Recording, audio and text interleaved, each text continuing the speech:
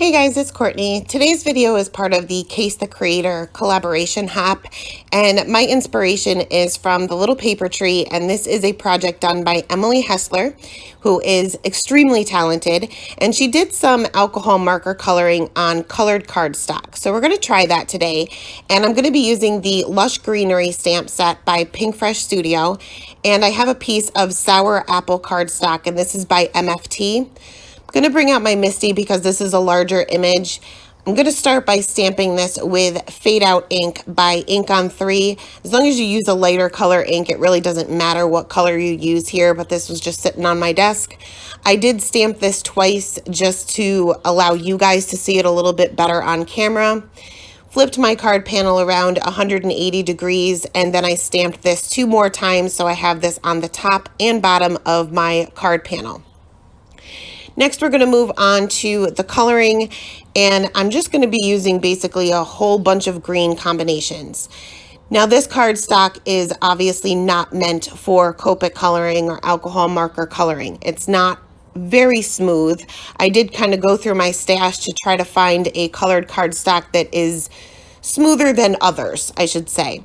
Some of them are pretty textured and are great for like colored pencils, but not necessarily good for alcohol markers. So I did try to pick the smoothest one, and I did find the MFT ones were smoother than the rest.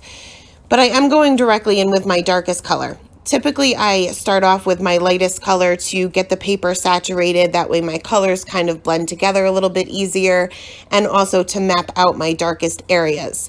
This time I'm not doing that. Because I have a good chance of my colors bleeding a little bit more than they would on something like my Nina, I'm going right in with the darkest color to try to minimize that as much as possible. The least amount of ink you use, the better off you are with this particular cardstock.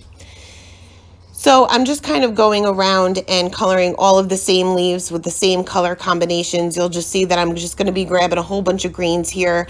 I did leave all of the coloring in the video just so that you can see the combinations that I used, but you can also see that the colors I am using, especially once I get to this highlight color, which is a really, really light yellow green, it's more yellow than it is green, doesn't look the same on this cardstock. So what I would recommend is taking a little scrap piece of the same color cardstock that you are using for your project, kind of just keeping that off to the side and testing out your colors on that before bringing it to your actual card, because your colors are going to look completely different. I can use a super, super light green and it's going to look a lot darker on the green cardstock. So just keep that in mind whenever you're using a colored cardstock, that your colors, especially with something that is transparent like alcohol markers, they are going to look different. So here I'm bringing in a very dark green combination. These are the YG90 markers, which are very, very dark, because I want a whole lot of variation here. You can see that I'm not necessarily worried about shadows or getting a whole lot of contrast here, which was a little bit difficult for me because that's usually what I focus on, making sure that I'm placing shadows and dark areas and highlights in the places they're supposed to be. For this particular card and the technique that we're doing today, it doesn't really matter. So kind of just let loose and have fun with it. So after I started coloring with all of these greens, I realized that I needed to kind of brighten things up a little bit. So I decided to bring in some BG markers to get a little brightness here. And again, just going in with that darkest color, blending that out with the mid-tone as much as I possibly can, and then going in with the lightest color for the little highlight area. As long as I have some variation in color, I'm okay with that. I just don't need to have the shadows and highlights exactly where they need to be. And you'll see why in a minute. I'm also not worried about the stems or the veins in the leaves. They're not going to matter either. What we're going to be doing is some heat embossing directly over the image. So all of those areas are going to be covered up with white embossing powder. So I'm really not too concerned about coloring those areas in. They're going to be covered anyway. Now, because I stamped with such a light colored ink, as this sits on the paper, it tends to fade back a little bit. And as I was continuing on with my coloring, some of those lines got a little bit lost. well, they didn't get lost, they're still there, but it was hard for me to distinguish between the stems and what was the actual outline of the leaf. So I ended up bringing out the packaging of the stamp and just kind of set that in front of me so I had something to refer to, so I know exactly where the outline, especially with this one, it's a huge, huge leaf, but I couldn't, there's some stems that are going through it or over it, and it was very hard to tell what was what. So I just used the packaging as a reference. That's always a good idea whenever you're doing any kind of no line coloring, which is this is kind of no line coloring. So that's always a good idea. If it's hard to tell what you're coloring, just bring out that packaging for a reference. I am being careful to go around the leaves that I've already colored, but again, it does not have to be perfect.